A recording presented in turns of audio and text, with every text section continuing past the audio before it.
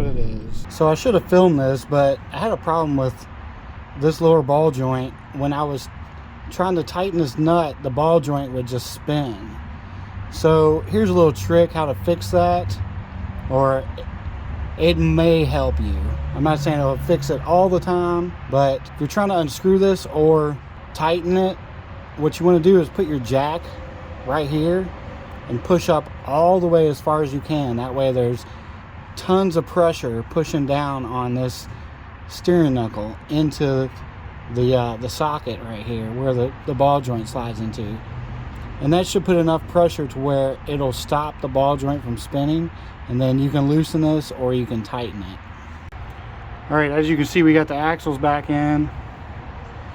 We need to get the shift linkage and the exhaust put back up. All right, so we hammered the bitch pin back in there. I thought I was recording, but apparently I was not, which sucks. But I just basically squeezed it with a pair of vice grips to get it to compress. That way I can get it started. And then once I got it up in there, I just hammered the bottom of the vice grips up, and then I put a bolt over it and hammered it the rest of the way.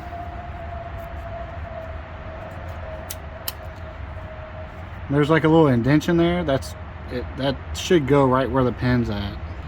Now we need to get the other end tightened down, and it should be good. I hope I didn't put that on upside down.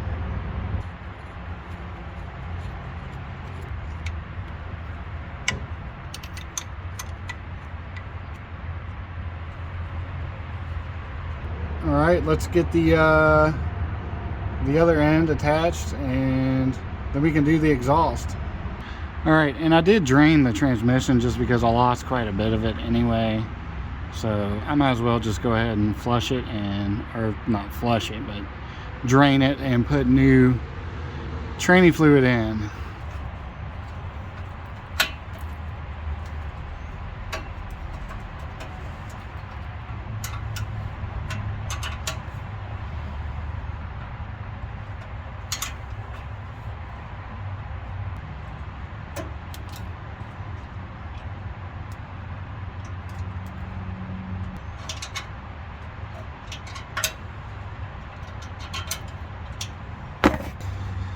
Okay, I'm not sure how much of that you could see, but we got the exhaust bolted up. We got the shift linkage. Let's try to get this bracket. I don't know if it'll fit, but we'll try. We got the axles in, and steering knuckles all put on. We're gonna get this fuel line installed. Now remember, you want to put the little O-ring or gasket thing before and after. There's one already on there.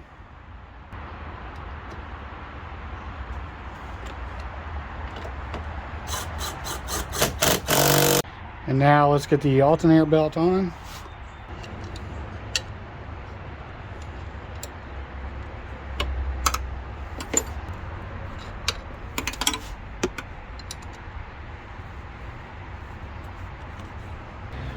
All right, let's get the vacuum line for the brake booster. Let's get that clamped down. Here's the fuel return.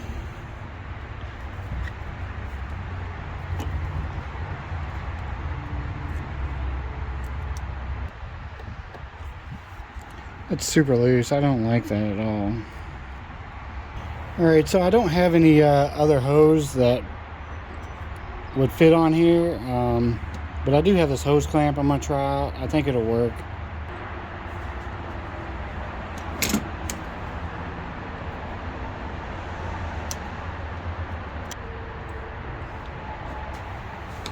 All right, that should work.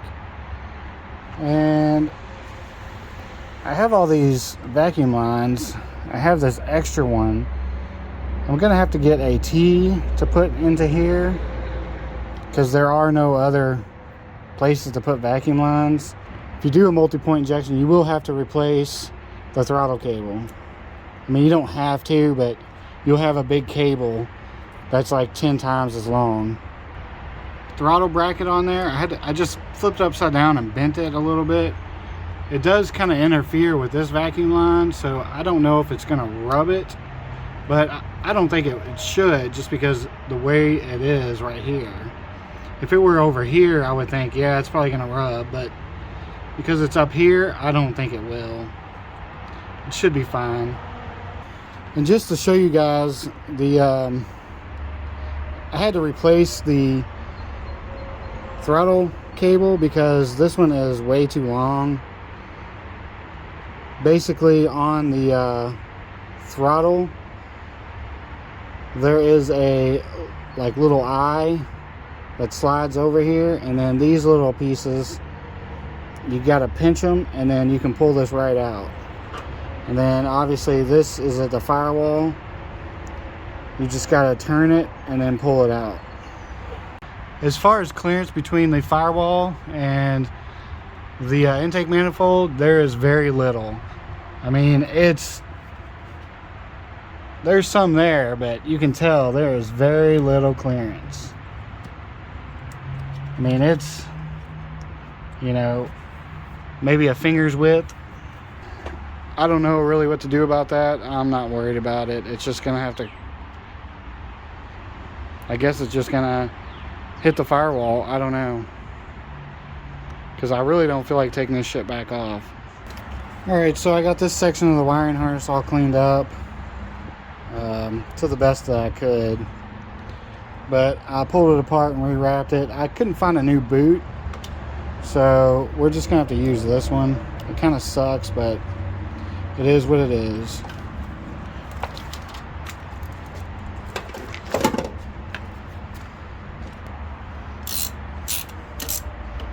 There's usually a bracket that this thing connects to, but I don't know where it's at. And then this other end connects to the fuse box. So let's go ahead and get that in there.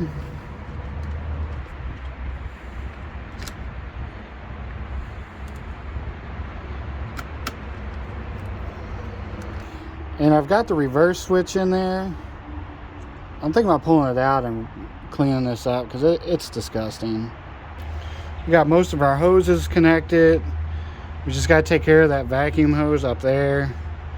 We got that thing, the throttle cable. And there's still a hose here that needs to connect here to the vacuum. I guess I'm going to stick it up here. It's not quite long enough, and the diameter is too small, so I don't know what I'm gonna do about that. I was thinking about just deleting the charcoal canister. I assume this would go straight to a vacuum line instead of through the charcoal canister, and then this, I don't even know. I've never deleted the charcoal canister. Something I've been thinking about doing, but I don't know. Alright, let's get this brand new radiator installed. Should be pretty easy.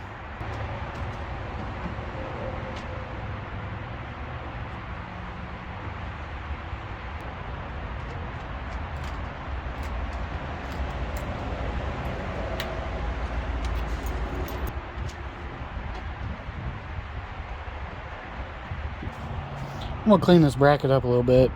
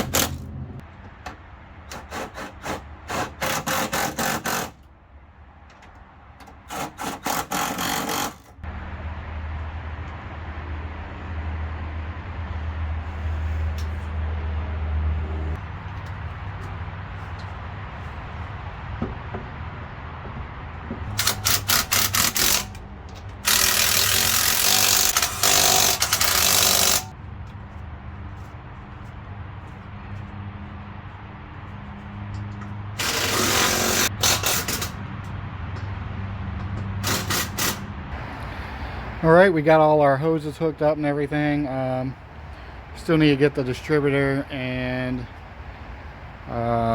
we need to get the T for the vacuum lines over here and do something about this one right here on the charcoal canister. Our trees exploded with all these stupid little helicopter things, and the pollen is really bad. The whole car is covered in this shit now. But as you can see, we are almost done getting all the little small details buttoned up, and next video I'll have all the wiring, how to do the dual point to multi-point wiring conversion. I'm still working on that right now, but I will have that video out pretty soon. And then we should be able to start her up and move her out of here and move on to the next project.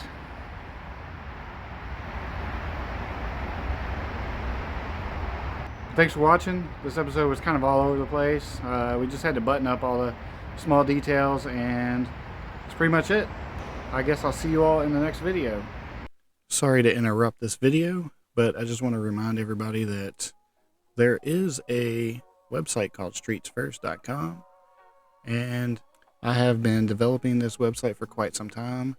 It is a social media platform for car enthusiasts only. It has pretty much everything that the well-known social media platform has. It's got your photo albums, save post, groups, so you can create and join groups. You can create and join a page if you are a business or whatever. It's got the marketplace, obviously. That's always important when it comes to car enthusiasts. And then you have events that you can create. It's got like popular posts, explore, where you can explore, you know, everybody that's joined. You can do the pages and the groups. And then also you got, of course, memories, like, you know, the other social media platform. You can find your friends, and something I added was funding. Fundings is kind of like a GoFundMe. You can create a page where put your description of why you want people to give you money, basically, or donate money, and then they have the option to come donate. And it's also got stories, so you can add a story, just like a 30-second video or whatever. And of course, you have your wall, your news feed. You can look at everybody's news feed or just the people you follow. And you have your own personal wall here where you can add your banner. You can change the background image, your little icon here. You can type in what's going on, just like any other social media platform. You can add pictures, you got your friends, you can add videos, but it is a pretty complete platform that I have created.